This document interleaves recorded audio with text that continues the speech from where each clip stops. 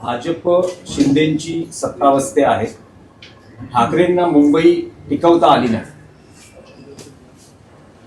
आमच्या हातामध्ये सत्ता आणि एवढा पैसा असता तर भाजपला सुद्धा देश टिकवता येणार नाही आणि फडणवीसांना मुख्यमंत्रीपद टिकवता येणार नाही आणि एकनाथ शिंदेना त्यांचं जे पद आहे ना ते पद टिकवता येणार नाही.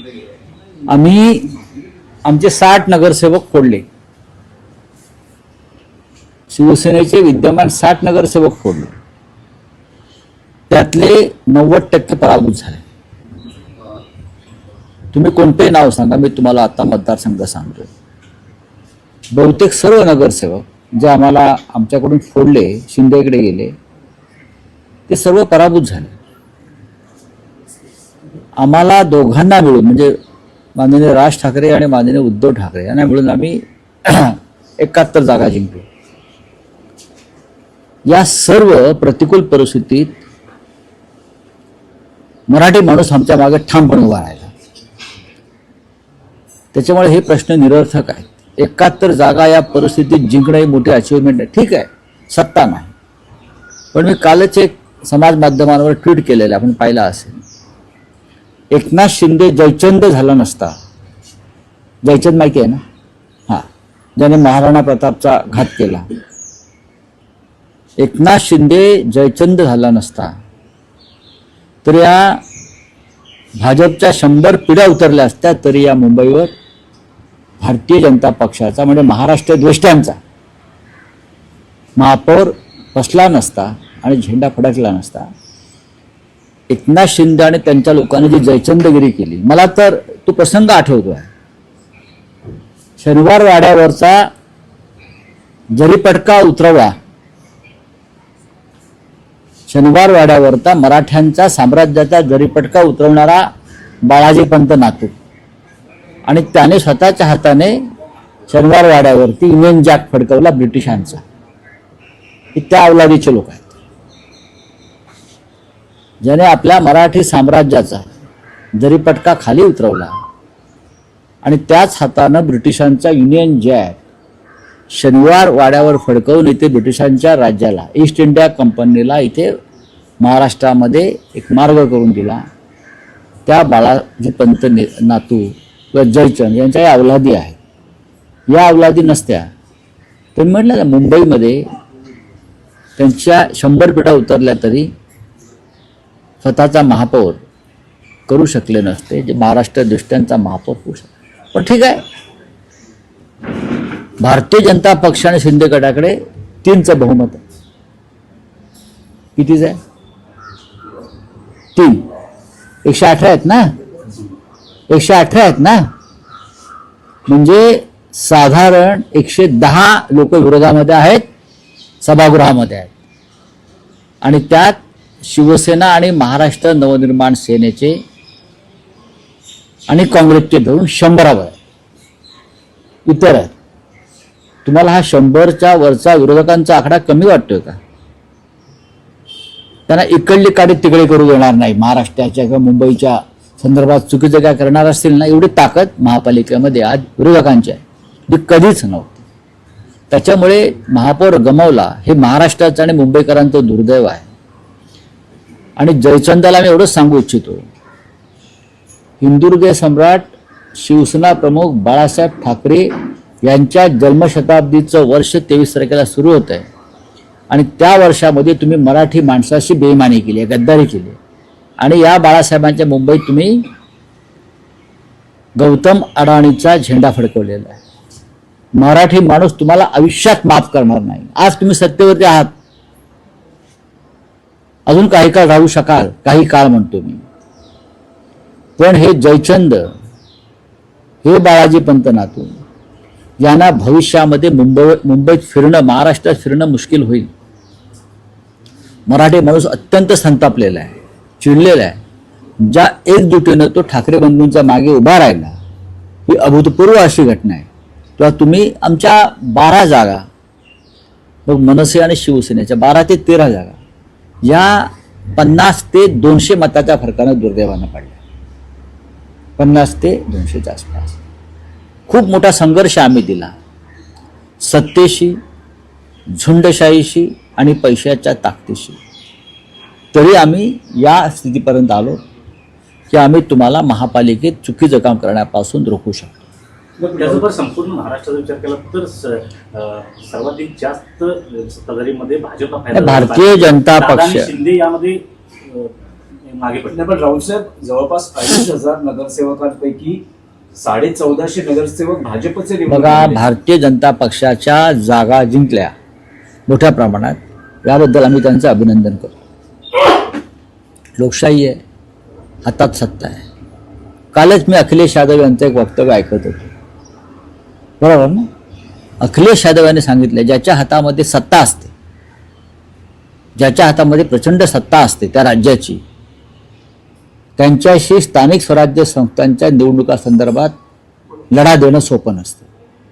ज्याच्या हातात सत्ता असते तेच स्थानिक स्वराज्य संस्थांच्या निवडणुका मोठ्या प्रमाणात जिंकतात. हा जवळजवळ सर्वच राज्यातला अनुभव आहे. त्याच्यामुळे तुम्ही सुद्धा हा विषय जरा काळजीपूर्वक समजून घेतला पाहिजे. येतील ना दिवस, येतील दिवस, पालटतील. प्रत्येक वेळेला पैशाचंच राज्य एखाद्या राज्यावर राहतं असं नाही ना. या राज्याचं पुण्य फार मोठं आहे, छत्रपती शिवाजी महाराजापासून मोठं पुण्य आहे. राऊतसाहेब, या संपूर्ण निवडणुकांमध्ये विशेषतः मुंबई महापालिकेत ज्या काँग्रेसची चर्चाही नव्हती, चर्चेतही नव्हता हा पक्ष, त्याने 28 जागा घेतली. चांगली गोष्ट, अभिनंदन करतो. तुम्हाला असं वाटतं का की महाविकास आघाडी एकसंघ असते तर कदाचित आज चित्र वेगळं असतं आणि तुम्ही नाही, 100 काँग्रेसची स्ट्रॅटेजी ही योग्य होती. आम्हाला माहिती आहे, चर्चा होती आमची. काँग्रेस ज्या स्ट्रॅटेजीनुसार निवडणुकीत उतरली होती ती योग्य होती आणि त्याचा फायदा झाला. आमच्या 10-12 जागा अजून आम्ही वाढवू शकलो असतो, दुर्दैवाच्या कमी मताने पडल्या तर 100% BJPचा महापौर होऊ शकत नव्हता. पण तरीही आम्ही एक प्रबळ आणि मजबूत विरोधी पक्ष महापालिकेत, शिवसेना, महाराष्ट्र नवनिर्माण सेना, काँग्रेस आणि इतर सगळे, आम्ही भारतीय जनता पक्षाच्या तोंडाला फेस आणू. त्यांना मुंबई अडाणीच्या घशात कोणत्याही परिस्थिती घालू देणार नाही आणि ठेकेदारांचं राज्य सत्ताधारी नाही ते विरोधी पक्ष उलथून टाकेल. मुंबईच्या अफगाणिस्तान असं तुम्ही आग्रह काय ना, ही प्रक्रिया सुरू होईल. पण आम्ही त्याच्यामध्ये आडवे आहोत, लक्षात ठेवा. आम्ही आहोत, छातीचा कोट करून आम्ही मुंबईचं सत्ता नसली आमच्याकडे याचा अर्थ लढाई संपली असं होत नाही ना. उलट सत्ता नसताना लढाईला रंग जास्त चढतो. संयुक्त महाराष्ट्राच्या लढ्यामध्ये जे लोक उतरले होते मुंबईसाठी त्यातले कोणीही सत्तेत नव्हते. जो मुंबईचा लढा झाला 1956 साली, संयुक्त महाराष्ट्राचा लढा म्हणून जो ओळखला जातो आणि ज्यात 106 हुतात्म्यांनी आमचं बलिदान केलं, त्या लढ्यात उतरलेला एकही पक्ष सत्तेमध्ये नव्हता. हे मी भाजपा आणि जयचंदच्या पक्षाला सांगू इच्छितो. रावसाहेब, राज ठाकरेंनी आताच एक ट्विट केलेलं आहे, त्यामध्ये एक वाक्य आहे, यावेळेस अपेक्षित यश मिळालं नसल्याचं ते दुःख व्यक्त करतायत. आणि त्याला जोडूनच फडणवीसांनी गेल्या आठवड्यात विधान केलं होतं की या युतीमध्ये, तुमच्या युतीमध्ये राज ठाकरे हे सर्वात मोठे लुजर असतील. आणि तिसरा त्यातला मुद्दा असा की आता जी चर्चा आहे मनसैनिकांकडनं बोलली जाते की त्यांना हव्या असल्या ठिकाणी किंवा योग्य जागा त्यांना मिळाल्या नसल्यामुळेच मनसेला हे अपयश मिळालं. बघा, हे कोण पडद्यामागून काय बोलताय त्याच्यावरती प्रश्न विचारू नका. सन्मान्य राज ठाकरे यांनी जी भूमिका मांडलेली आहे ती योग्य आहे. एका पराभवानं, मुळात हा पराभव मानत नाही आम्ही चांगल्या प्रकारे लढत दिली, आम्ही चांगल्या प्रकारे आघाडी घेतली. महाराष्ट्र नवनिर्माण सेनेला अजून 10 ते 12 जागा मिळणं अपेक्षित होतं. पण त्यांचे सुद्धा अनेक उमेदवार महाराष्ट्र नवनिर्माण सेनेचे हे थोड्या थोड्या फरकानं पडलेले आहेत. आता जसं मुलुंडला सत्यवान दळवी यांचा विजय जाहीर केला आणि त्यांनी विजय मिरवणूक काढली. खरं म्हणजे त्यांनी तिकडे थांबायला हवं होतं काही काळ, असं आता मी चर्चा केली. कारण रिकाउंटिंगची व्यवस्था होती पण ती करू शकले नाहीत. त्यानंतर या भांडुपलाच पश्चिमेला मोहन चिरात म्हणून एक उमेदवार आहेत, ते सुद्धा अल्पशा मतानं पडलेले आहेत. इथे विश्वनाथ ढोलम आहेत, ते सुद्धा फार थोड्या मतानं पडले. याला काही वेगळी कारण आहेत. पण आम्ही सगळ्यांनी, शिवसैनिकांनी, आम्ही सगळ्यांनी महाराष्ट्र नवनिर्माण सेनेचे उमेदवार जिंकून यावे यासाठी शर्थ केली. म्हणजे आम्ही त्या त्या ठिकाणी गेलो, शिवसैनिकांच्या मनसैनिकांच्या बैठका घेतल्या, सर्व प्रकारची मदत करण्याचा प्रयत्न केला, लोकांना आवाहन करत राहिलो. पण दुर्दैवानं राजसाहेबांच्या पक्षाचे उमेदवार कमी आले. त्याच्यावरती आम्ही एकत्र बसून चर्चा करू. त्याच्यामुळे हे पाठीमागून कोण काय बोलत आहे, या जागा त्या जागा, त्याला काय तथ्य नाही. आमच्यासुद्धा अनेक जागा पडलेल्या आहेत ना. पण दोघांनाही, शिवसेनेला सुद्धा महाराष्ट्र नवनिर्माण सेनेची आणि त्यांना मानणाऱ्या मतदारांची मदत झाली आणि नवनिर्माण सेनेचे लोक निवडून आणण्यामध्ये आम्हीही शर्थ केली. नाही, पण राऊत साहेब, एक आरोप असा केला जातो की विश्लेषण असं केलं आरोप बिरोप बोलू नका. आरोप काय? ठाकरे बंधूंच्या युतीमध्ये फायदा सर्वाधिक हा उद्धव ठाकरेंना झाला, राज ठाकरेंना तेवढा फायदा एक झाला लक्षात घ्या की नाही. शिवसेना transfer झाली नाही. फडणवीस म्हणतात ते भांडणं लावतात. शिवसेना हा मुंबईतला मूळ पक्ष आहे, तुम्ही विसरताय. शिवसेना हा मुंबईतला मूळ पक्ष आहे. शिवसेनेची ताकदच आधीच्या महापालिकेत 84 जागांची होती. आम्ही 15 ते 20 कमी झालो. आम्ही सुद्धा कमी झालेलो आहोत. काही कारणं असतात ते सोडून द्या. राजसाहेबांनी च्या पक्षाला 6 जागा मिळाल्यात. आमची अपेक्षा होती, सगळ्यांची खात्री होती की महाराष्ट्र नवनिर्माण सेना 20 जागापर्यंत मजल मारू शकेल आणि तशी आम्ही ताकदसुद्धा लावली होती. पण नाही, निवडणुकामध्ये नाही होत. आता ठाण्यामध्ये भाजपची ताकद मोठी होती असं म्हणतो आम्ही, पण शिंदे आले. बरोबर ना? याचा अर्थ काय घ्यायचा? असं अनेक ठिकाणी होतं, अनेकदा होतं. याचा अर्थ तुम्ही ते उल्लेख केला तर एक आश्चर्य व्यक्त करणारा निकाल आहे. स्वतः शिंदेच्या प्रभागात शिवसेना उद्धव बाळासाहेब ठाकरे पक्षाचा उमेदवार निवडून आले. ही ठिणगी आहे. आम्हाला ठाण्यामध्ये जास्त लक्ष घालता आलं नाही. आमचं लक्ष मुंबईवर जास्त होतं. अधिक लक्ष घातलं असतं तर कदाचित आम्ही थोडं अजून पुढे जाऊ शकलो असतो. पण एक वर्तुळ पूर्ण झालंय, बरं का? एक वर्तुळ पूर्ण झालं. लोकसभा, विधानसभा, नगरपालिका आणि महानगरपालिका. याच्या पुढे आता एकनाथ शिंदे सरकणार नाही. यापुढे त्यांचं रोज अधपतन आणि घसरण सुरू होईल. राज्यभर एमआयएमची ताकद वाढताना पाहायला मिळते. जवळपास 100हून अधिक जागा त्या एमआयएमनं. नाही, एमआयएमचं एक वेगळं राजकारण आहे, त्याच्यात भविष्यात बोलू आम्ही. भारतीय जनता पक्ष देशभरामध्ये कोणत्या प्रकारचं राजकारण करत आहे आणि आम्हाला हिंदुत्व शिकवत आहे याच्याविषयी मला भविष्यात आम्हाला बोलावं लागेल. आम्ही बोलू. पण एमआयएमची ताकद जर वाढली असेल तर लोकशाही मार्गाने जिंकून आलेले लोक आहेत ते. संभाजीनगरला मला वाढलेले दिसते, मुंबईत दिसते, अन्य काही महानगरपालिका मालेगावला दिसते. बघू ना. राऊत साहेब, पण महापालिका निवडणुका झालेल्या आहेत. ठाकरे बंधू युती ही भविष्यातल्या निवडणुकांसाठी ही कायम असेल का? ही शंका काय हवी तुम्हाला? ही शंका काय हवी? ही शंका येण्याचं कारण नाही. आम्ही एकत्र आहोत, एकत्र राहू. धन्यवाद.